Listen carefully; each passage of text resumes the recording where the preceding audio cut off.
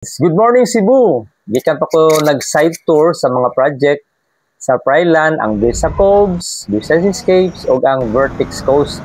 Kung naamoy mga questions about sa mga property sa Pryland, i-message lang ko sa busa. Kaya natong isgutan karon mao ang real estate terminology. Aom ni sa mga first-time buyers o katong gusto mo palit og property labi sa Pryland, diri sa Cebu or sa Cebu City.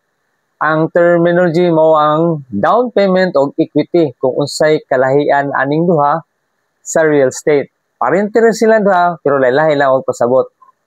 Una, ang down payment mao ni siya initial cash payment nga imong ibayad ngadto sa developer sa balay or condo nga imong gustong kuhaon. For example, ang price sa balay or condo kay 2 million pesos. Unya, nag-require ang developer og 20% down payment, imong bayaran nga down payment kay 400,000.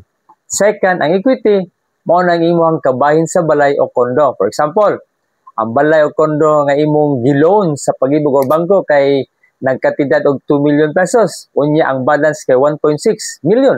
Ang equity nimo ang 400,000. Alright? Manghinaot ko nga kasabot ta sa akong ginagmay nga eksplanasyon kabahin sa down payment or equity. Gilbert de la Peña ni sa Cebu House and Lot Condominium. Follow for more. God bless!